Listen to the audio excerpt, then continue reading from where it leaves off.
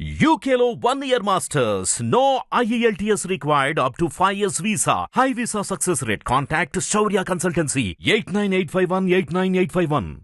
నమస్కారం. గత వారం రోజుల నుండి గుంటూరు నగరంలో మంచినీటి సరఫరా యావత్తు కూడా కలుషితమైనటువంటి పరిస్థితులు.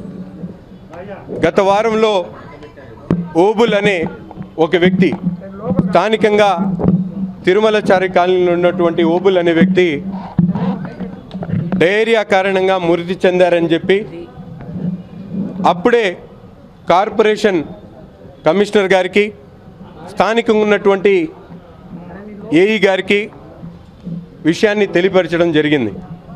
కానీ ఆ చనిపోయినటువంటి వ్యక్తి కుటుంబాన్ని రెండో రోజు వాలంటీర్లు ఏఎన్ఎంలు పెట్టి ఇది జనరల్ డెత్ అనే విధంగా చిత్రీకరించడం జరిగింది. కానీ 4 రోజుల పరిధిలో ఎక్కడ కూడా కమిషనర్ గారు కానీ, స్థానిక శాసనసభ్యుడు కానీ, మేయర్ గారు కానీ క్షేత్రస్థాయిలో పర్యటించినటువంటి దాఖలాలు లేవు. 4 రోజుల నుండి వందలాది మంది గుంటూరు నగరంలో ప్రైవేట్ హాస్పిటల్స్లో, ఆర్ఎంపీల దగ్గర, గుంటూరు జనరల్ హాస్పిటల్లో డయేరియా బారిన పడి వాళ్ళందరూ కూడా చికిత్స పొందుతున్నటువంటి పరిస్థితులు. అంతేకాకుండా నిన్న 18 సంవత్సరాలు ఉన్నటువంటి ఒక ఎస్టీ మహిళ పద్మ అనే ఒక యువతి డయేరియా కారణంగా మరణించినటువంటి పరిస్థితులు. అనేక మంది మరణించారు.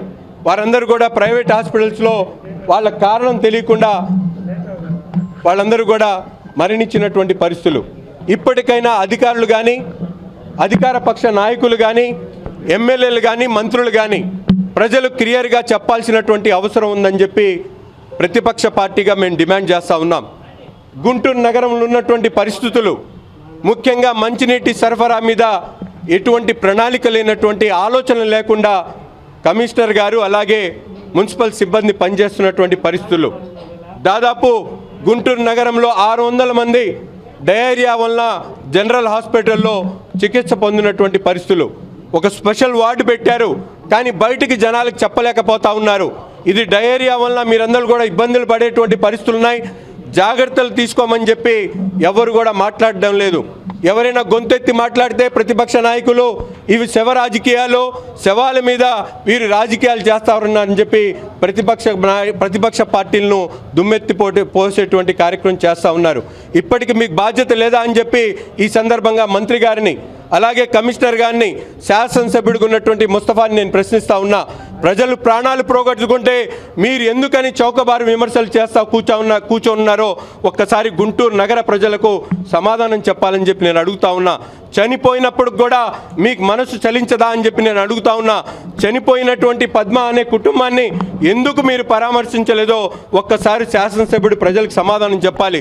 ఏ ఒక్క రూపాయి ఆర్థిక సహాయం చేయలేరా? మీ మీటింగ్లో అయితే లక్షల కోట్ల రూపాయలు ఖర్చు పెట్టుకుంటారు. మంచినీళ్ల బాటిళ్ల కోసం కోట్ల రూపాయలు జగన్మోహన్ రెడ్డి గారు ఖర్చు పెట్టుకుంటాడు.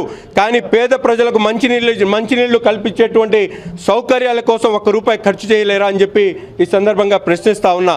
గుంటూరు నగరంలో చనిపోయినటువంటి ప్రతి వ్యక్తి కూడా, డయేరియా బారిన పడి చనిపోయినటువంటి ప్రతి ఒక్క హత్య కూడా ఇది ముమ్మాటికి ప్రభుత్వ హత్యగా మేము భావిస్తూ ఉన్నాం. ఒక బాధ్యత కలిగినటువంటి తెలుగుదేశం పార్టీ ప్రజల పక్షాన పోరాడడానికి సిద్ధంగా ఉన్నాం. గతంలో కూడా ఇటువంటి సంఘటన జరిగినప్పుడు తక్షణమే ఎవరైతే అధికారులు దీనికి కారణమైనారో అటువంటి అధికారులను సస్పెండ్ చేయడం జరిగింది. వెంటనే ఆ కుటుంబాలను ఆదుకునేటువంటి క్రమంలో 5 లక్షల రూపాయలు ఎక్స్గ్రేషియా ప్రకటించడం జరిగింది.